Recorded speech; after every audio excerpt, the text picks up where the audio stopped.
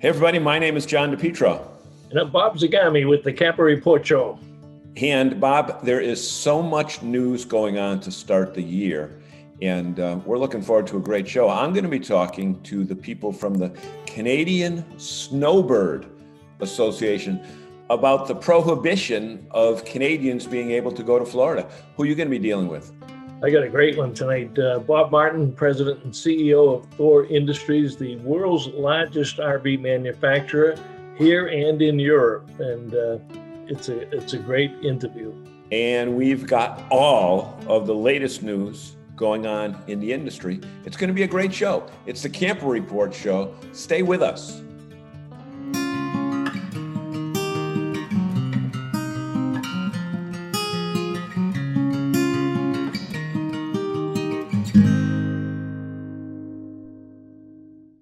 And welcome back to the Camper Report Show, everybody. My name is John DePietro. I'm joined with Bob Zagami. And Bob, you've got breaking news about the question that everybody's been asking. Is the Tampa show really going to happen? Never a dull day in the RV industry, John. I get 5 calls a day from people asking if there's going to be a Tampa show. And I got the newsletter today from the Florida RV Trade Association. And the word of the day is the show is a go, like in G-O. It's going to open up next Wednesday, January 13th, runs through January 17th. And it's going to be big because everybody in the industry wants to have shows. Well, so many shows were canceled last year. And, people need RV purchasers. And more importantly than that, RV owners love to go to shows. And one of the things that I read is they're going to do temperature checks every day. You're not going to get in if you've got a temperature of over 100.4. So, you know what? They've even got a cool down tent in Florida that will allow you to get a second chance if you're a little high on the first time. But 100.4 and you're in, 100.4 and under and you're in. Well, Florida, for somebody that's never been to the Tampa show, is wide open. It's in the fairgrounds. By the very nature, without a pandemic, the units are pretty far apart. It's removed. It's got plenty of room for the people that will be attending the show, plenty of food. It's a good setting. I mean, it's just a wonderful event down there. They do a great job. And Dave Kelly and his team at FRVTA, and we had Dave on, I don't know, maybe 6 weeks ago. And yeah. He was determined, and as it mentioned in the newsletter today, he was determined to have a show, and he was determined to have a safe and fun show for all the RVers that are in Florida that want to go touch, feel, smell, and enjoy the new RVs. Right. And at the same time, we could say, watch this for a segue, Bob. We could say that the Tampa show is a Hall of Fame caliber show.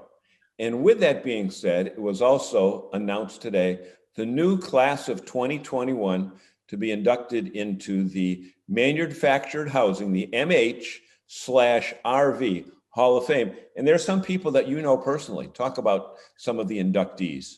Well, I will, but it is the RV/MH Hall of Fame. So we got to make sure we get the RV. I was just changing the name for the manufactured housing people to give them billing. It's funny because a lot of people, when they see that and they go by the museum on the highway, they see RV and MH and they think it's RV and motorhome, but it's not. It's RV and manufactured housing, which spawned a lot of RV companies back 30, 40, 50 years ago. Yep. I'm delighted with the class of 2021. I know like 3 or 4 of them.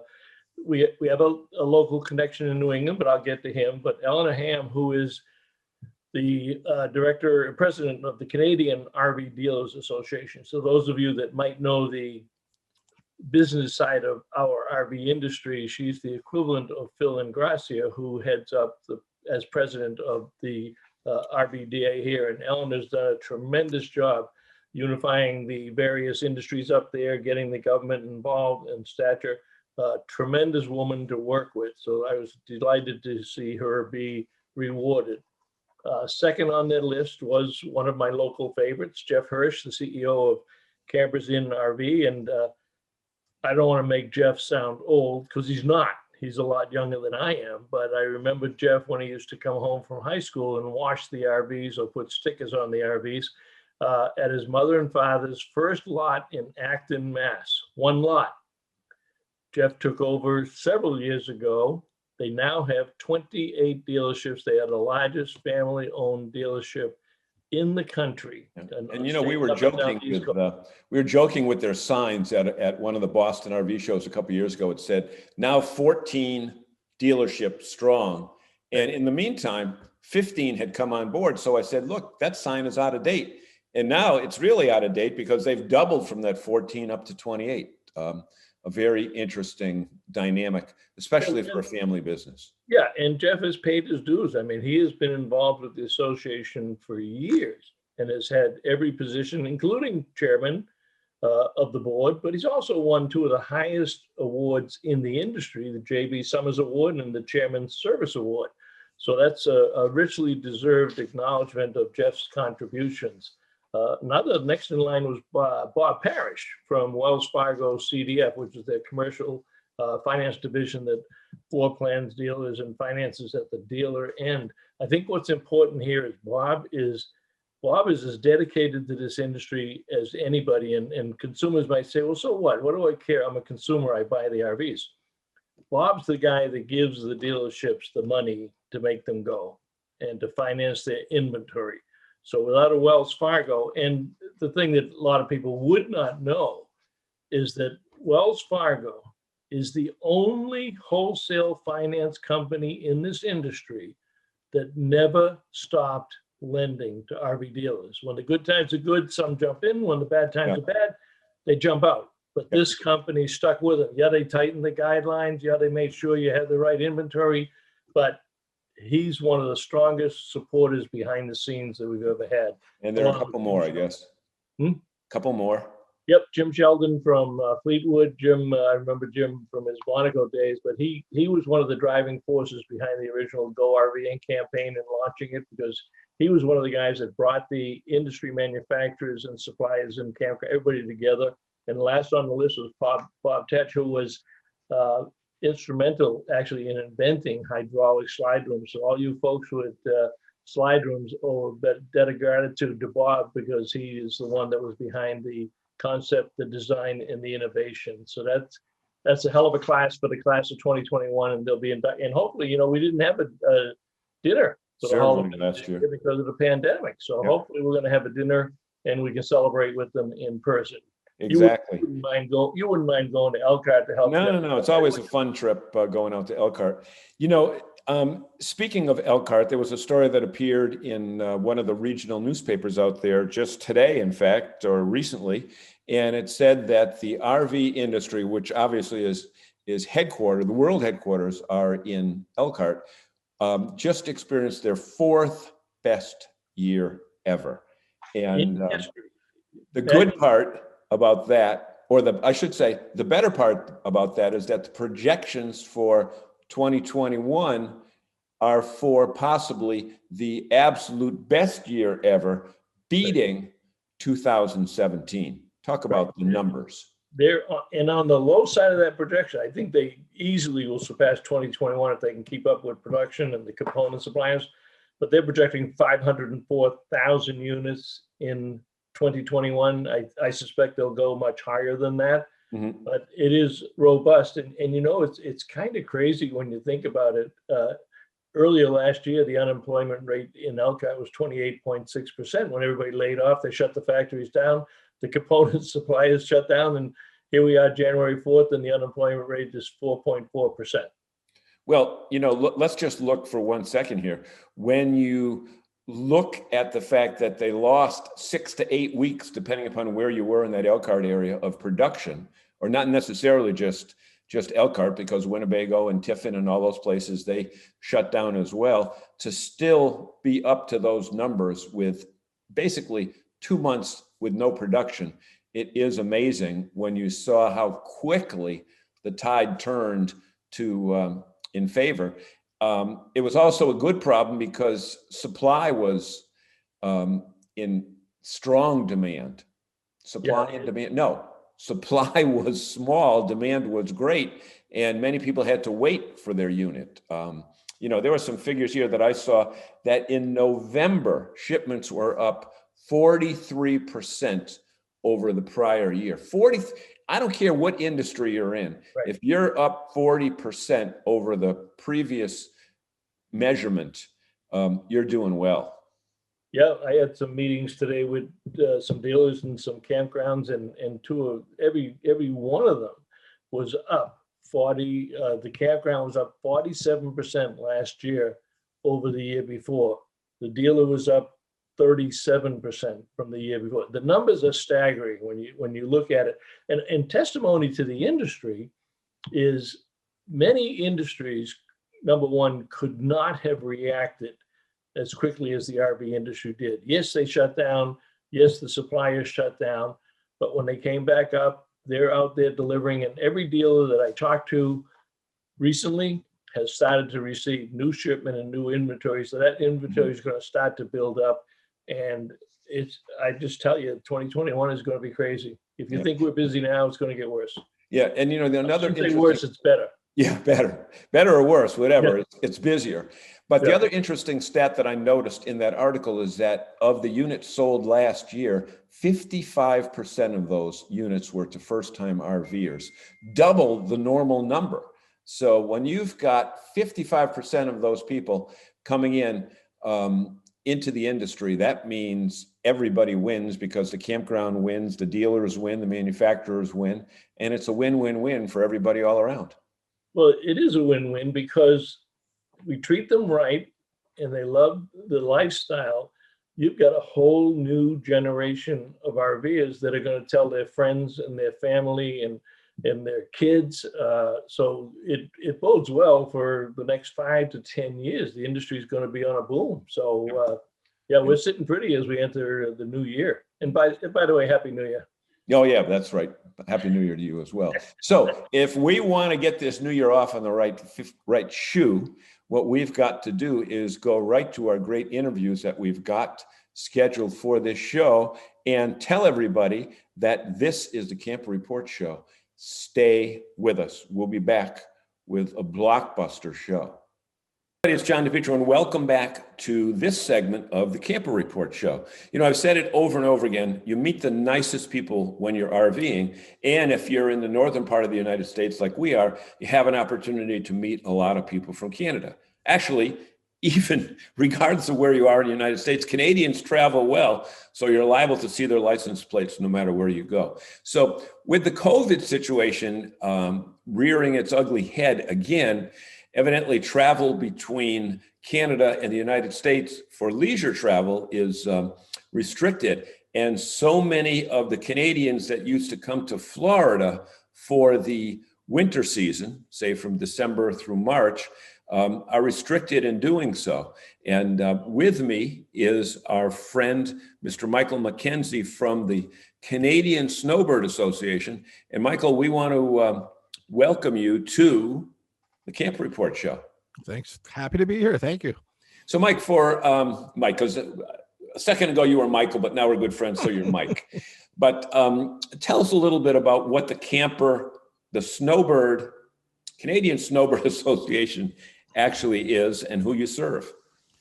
So we're a not-for-profit organization. We've been around since 1992. We're essentially an advocacy organization for Canadian travelers. We're a national organization. There's a lot of issues that Canadians need to be aware of, particularly when they go to the United States. Our healthcare does not travel with us, so there's healthcare issues. There's property tax issues. There's visa issues. So we do a lot of work with members of Congress in the United States. And we do a lot of work lobbying provincial and the federal politicians in Canada, just to make things, a little more user-friendly and easier for Canadians when they spend their winters south of the border.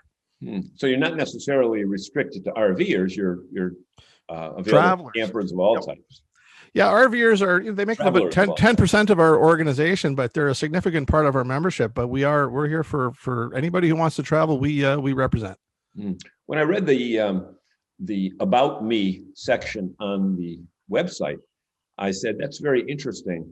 Is there as far as you know, a U.S. counterpart organization that takes care of Americans when they travel to other states? I mean, to other I countries? get that question a lot, and to be frank, I've yet to find it. You'd think there would be, but if there is, I'm not aware of one at this point. Hmm. So the big issue this year that we want to talk about now is Canadian RVers coming to Florida. And it's been read that there's at least 3.5 million Canadians that travel to Florida each season with a $1 billion, billion with a B, economic impact, which is not going to happen this year in any kind of those numbers. But I read somewhere that there are some loopholes about transport companies and that type of thing that may allow Canadians to escape to the south, unless what's happening today as we record this is going to have an impact. Yeah. So essentially, what's happened is that the federal governments in Canada, the United States, have reached an agreement due to COVID that the land border between our two countries is closed to anything that they don't determine as essential traffic. So if you were, if you're going back and forth between the two countries, driving a truck, delivering groceries, medicine, things of that nature, you're allowed to do that. But excuse me, non-essential travel is restricted. It's funny though, you can still get on an airplane and fly to the United States. So that's a little odd, but you can go to the airport, you can fly to Florida, but you cannot drive your car to Florida or anywhere else in the United States right now unless you're providing an essential service. Sounds like the airlines have a stronger lobby than the RV group. No doubt. Because I'm sure it's true that a disease doesn't travel through, a virus doesn't travel through an airline. It just travels only on the ground. But this thing with the transport companies, Michael, what do you know about that, and how might Canadians be taking advantage of that opportunity to escape the cold for 3 months? So there are a number of organizations that will now they will ship your car down for you or your RV, or the two options really. One is they will pick it up, and because they're a business. Don't ask me to explain. There's a lot of inconsistencies in this, but the rules permit, if you're a transport truck driver, you can take that RV or that individual's car and you can cross the border with it. And then you've got everything from helicopter companies in Hamilton, Ontario, to regional airlines that if you want to buy a ticket, you can fly to Detroit, you can fly to places like Buffalo, which is only a 2-hour drive from Toronto, and you can pick up your car in Buffalo and drive it the rest of the way. Now, from what we're hearing, it's quite expensive. It's thousands of dollars, but there's a lot of folks who seem to be willing to do that. So those are the options. It's this is uncharted waters right here, right now. We're not really sure. I guess the danger in that is that you really are up to admission into the United States is ultimately up to the discretion of the U.S. Border Guard. So they're typically allowing this, but they, you might get somebody who's having a bad day that says, we're not allowing you in, and then what do you do? So it's an option. It's becoming more and more popular, but it's still, I think, for most people, it's probably a little more work than they're willing to put in. Have you heard of discrepancies in the standards at the border? Like you said, maybe at one crossing they're a little bit more liberal than another one. Is that taking place? That's an ongoing issue. That's an issue that even predates COVID. I mean, there's no Canadians, unless they have a green card, have no right to enter the United States. It doesn't matter if they own property. It's ultimately at the discretion of the border guard. Now, that doesn't, most of the time, unless you've got something in your background that would exclude you from admission, like a criminal record or something, it's usually not a big deal. But we do hear of people who are turned away. One of the issues is the border guards are concerned that you're spending too much time in the United States. We're allowed to spend 6 months a year as Canadians. And so what happens is sometimes you get people who go down for 6 months in the winter, and they decide that they're having a good time and they want to stay down there a little longer than 6 months. And then the next time they try and cross the border, the following year, the computer will say that you were down for 7 months. And, a lot of guards will take exception to that and turn you around and send you back to Canada. Oh, so that's an issue. I understand there was some recent legislation introduced by the Florida senators that would extend that 6 months to 8 months. Do you know anything about that? I sure do. We asked them to do it. That's we've been working on that for quite a number of years now. So essentially, it's a retiree visa. It would there's a House bill, and there's a Senate bill, and if both those bills passed, they'd have to reconcile. There's a few minor differences between the two of them. But essentially, for Canadians over the age of 50, 55 who own property, or can even prove that they rent property in the United States, they would be allowed to spend 8 months in a 12-month period, as opposed to 6 months. So there's got a lot of support from politicians in states like Florida, Arizona, kind of California, traditional snowbird states. Yep. But it's hard to get anything passed down there these days. So it's in the House, it's in the Senate, and we're going to keep working at that till it gets done. So are you getting an increase in phone calls and inquiries on the website asking about, can I go, and how long can I stay, and how's your staff dealing with that if it in fact is an increase? It sure is. That's the kind of the number one question on everybody's mind. It's a little tricky for us right now because we in Ontario are kind of semi-locked down. Our head office is in Toronto. We're heading towards, I think, full lockdown probably later today. So the staff they're certainly keeping them busy, but there's a lot of people have questions because, there's a lot of different rules that people don't think about. Do I have to quarantine when I go to Florida? Do I have to quarantine when I go to Arizona? What are the differences in the rules around, things like wearing masks and like just typical what's open, what's closed in Arizona, what's open, what's closed in Florida. Different states have different rules and they're kind of approaching COVID differently. And so you've got a lot of Canadians who are, they don't have the time to kind of keep up with all the changing landscape state by state. And that's kind of where we fit in, and we're there to help them kind of navigate through those waters. And like you say, it is a changing landscape. Like you had said, today is December 21st. And it's just been announced that, is it Toronto itself or Ontario? Ontario, the whole province is going into the whole province is as of December 26th. So there you go. So by the time this airs in a week or so, the rules may be totally changed. Well, we suspect that it's a 28-day lockdown, and we don't expect they're gonna lift that early. So I think next week at this time I'll probably be sitting at home in my pajamas, I would imagine. Are you getting inundated now with phone calls now that news is hit? It hit 10 minutes ago, so I'm talking to you, but I suspect the office is getting inundated. Yes, as we speak, no doubt. Exactly. So, what advice would you have for Americans that are wanting to come to Canada in the next 6 or 8 months or so? Do you anticipate any type of border crossing happening then within a 6-month period? I think it really has a lot to do with the vaccine and how many people get vaccinated and how fast that happens. I think at this point, the situation COVID wise in the United States is bad, but it's getting worse here too. So it's not great here, and I think ultimately, the comfort level of both governments probably won't be raised significantly until people have taken the vaccine, quite frankly, because the numbers right now are making politicians on both sides pretty nervous, I would think. Nervous, exactly. So we want to thank you so much. If people want to see more about your organization, how about a website, Michael? www.snowbirds.org. .org, not .com and not .ca. .org. Snowbirds.org. Okay, so we want to thank you so much, and with your permission, we'll check back with you as the winter progresses to see how relations between our two countries, which are always great, continue during this international crisis. Great, would love to chat. Thank you so much. You were listening to Michael MacKenzie, who is the Executive Director of the Canadian Snowbird Association. And stay with us here on the Camper Report. We'll be back with more right after this. Okay, welcome back everybody to the Camper Report show. And today I have a special guest in Bob Martin, the President and CEO of Thor Industries, which made a little bit of news lately. Bob, welcome to the show. Thanks, Bob. Always glad to be on. Good to see you. Wish it was in person. Yeah, I wish I was in Florida. Yeah, I wish. I get the snow and the ice. You get the good stuff. Yep.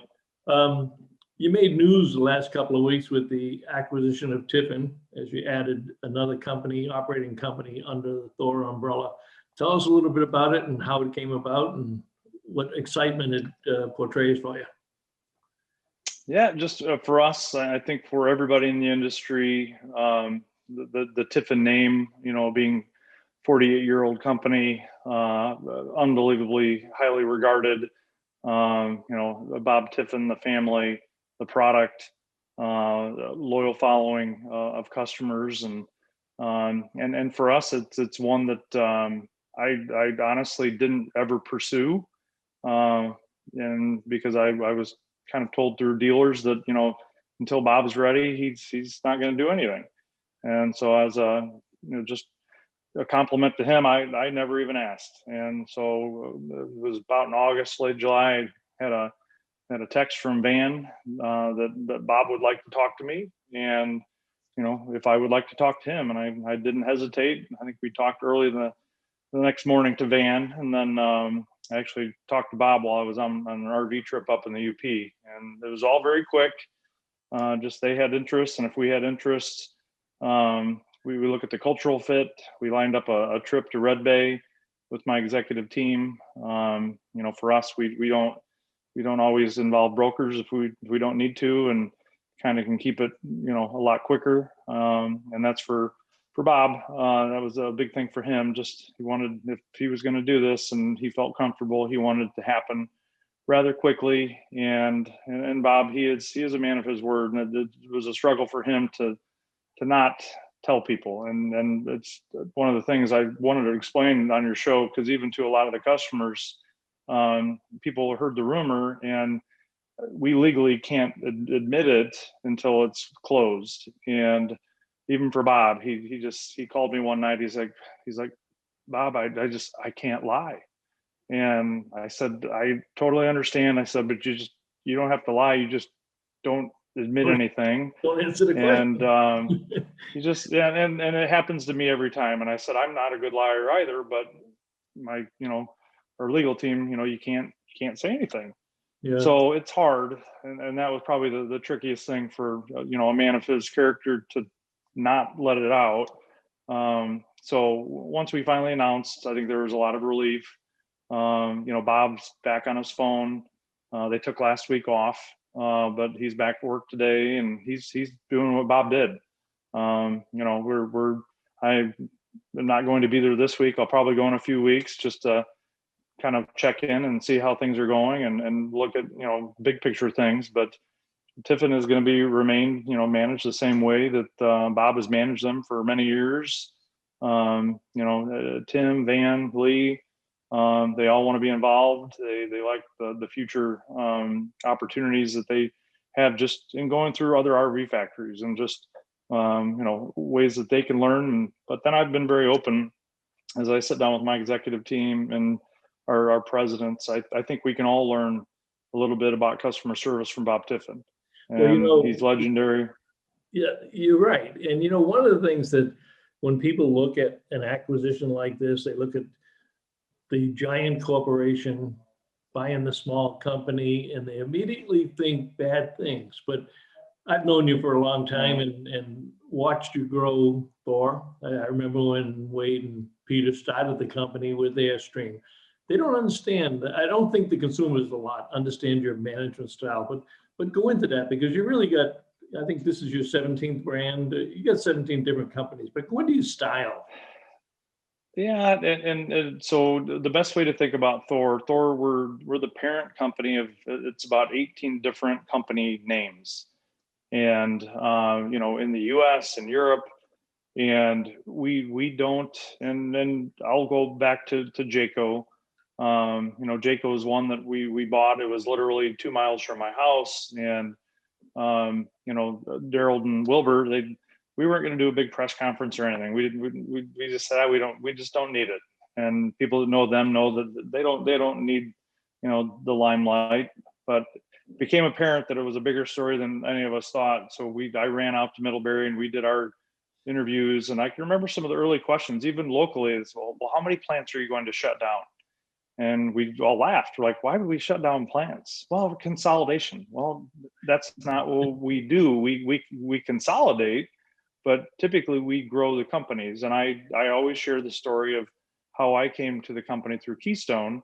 And then Keystone was bought by Thor, and I was nervous. I mean, you don't know. There's always the fear of the unknown. And but I've watched steadily Thor buy companies, and just kind of we're like a big easy bank that helps them achieve their goals, and we're all experienced in the industry. And now you've got this, they become part of a group of presidents that all range of ages and backgrounds, and our guys call and they ask questions of each other, they help each other, and it's something that you now have a new resource to help guide the company, as the business is going to change, and the more we work together. Talk. You glossed over that Keystone. Talk about what you were doing in business when Thor bought you. And a lot of people think, oh, close the plants, close this, lay off these people. Where is Keystone today because of Thor Industries? It's not because of Thor. I mean, I'm proud that I go back to Keystone and I still get to go. And so I went to corporate, and I'm corporate, but I get to go down to Goshen and see the teams there. And I still know, a lot of the people that are there. Jeff Runnels, who is president of Keystone, I hired as a salesman at Cougar years and years ago.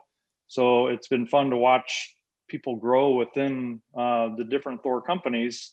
But what I watched, I mean, Keystone was probably when Thor bought them, and within several years they were well over $1 billion, and now they're definitely one of our largest subsidiaries. And I've just watched Keystone, because they've got such a great team, perform at a high level, and we simply help support them. And when they have new ideas for a new factory or a new technology, a new website, we help them fund all these things, and it's really quite easy. There are some meetings, and we like to be updated, but at the end of the day, they're all doing things a little bit differently, and we like that. We like the fact that a Keystone is not a Jayco, and then you have the ultimate Airstream. Airstream is just, there's nothing. It's more like an airplane company than it is an RV when you watch them put that together, and and what we did for them. Bob Wheeler, he thanked me at the dealer meeting 2 years ago for writing the biggest capital expenditure authorization in Thor history of over $50 million to build a new plant. And they are now in that plant. It has a heritage museum that goes all the way back to the history of Wally Byam. And it's not all about Thor, it's about Airstream. And so we help the companies grow, and many times they have aggressive plans, conservative plans, but we do help them grow. And I take pleasure in watching some of our managers, and I've got one of my managers who grew up in the Northeast there in New Hampshire, Mr. Koltukian, and he worked with me as a trainee at Coachman. He worked with me as one of the first Montana reps at Keystone. And as he just evolved in his growth, he is now president of KZ and has been there for several years. So that's something that other companies just can't allow. They don't have those opportunities. And it's a great example of Aaron. We were just at lunch 2 months before KZ became for sale, and he said, if something like KZ ever came open, I would love to do that. And things just fall in place. And then you add in Europe. A lot of our people, when you can travel, when COVID goes away, but we had a lot of people go to Europe just to learn and see new products and new features. And I think for many years, that's just another opportunity. And even the Tiffins were very excited to go to Europe and see how, caravans, RVs are made over there. So it's just something that we have to offer that the others simply don't. Yep, and you've mentioned the word opportunity several times. And when I ran into you at Caravan Salon in 2019, you had just acquired Erwin-Heimer Group, which was a phenomenal nameplate, but a phenomenal company through Europe. So now you've got the flavor of Europe, you got the flavor of the United States. We run 80% towables here, 20% motorized. You go to Europe, it's completely opposite. It's 20% towables and 80% motorized. Give us your global take on that marriage and that integration. Yeah, I mean, a lot of things, not just in the RV world, but you find a lot of trends will start in Europe Germany, Italy, and the trends take time to get to the United States. And the same thing is true in the RV industry, and the trend towards smaller motorized. We see some opportunities there. And you've got, some of your bigger suppliers such as Mercedes and Fiat, Peugeot, all based in Europe. And the Heimer Group was their number one customer. And so for us, we just saw opportunities for products, the way they're put together, opportunities for our people to grow. They would like people to come work over in Europe, and we would like Europeans to come work in the US and teach us more on automation. Automation is something that, Airstream is heavily involved in, but Europe is very much involved in it in every one of their plants. And we see opportunities there that, that equates into efficiency, but also quality. So there's a lot of that. And then technology. I mean, I think we all know the world's going to change here and probably sooner than we think or want. And you hear a lot about electric vehicles, a lot of battery technology.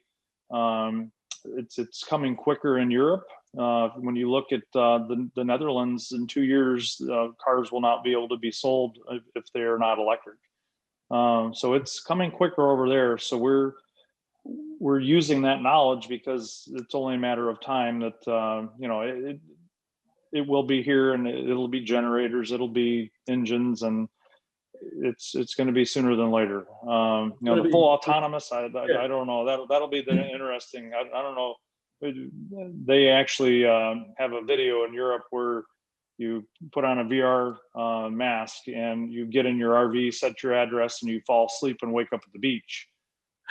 That's still a ways out for me. I don't know how well I'd sleep, but no desire for that. But it's going to be an exciting ride. You can guarantee that, and I'm sure Thor will continue to grow. And you're up over $8 billion now, so pretty soon you'll be at $10 billion, and you'll still be having fun. Look, I want to thank you very much for joining us today on the Camper Report Show. It's always a pleasure to talk to you, and continued good luck in 2021. And I'm sure hopefully I'll run into you down the road a little bit. Yep, I'll be back in Indiana next week. So we've got ice storms and all that fun stuff. So my wife, she enjoys South, and I go back to where we have 200 factories in Northern Indiana. So it's hard for me to be gone too long. So only 200, huh? That's it. Yeah. That's great. Bob, thank you very much. I've enjoyed it very much. All right. Thanks, Bob. Thank you.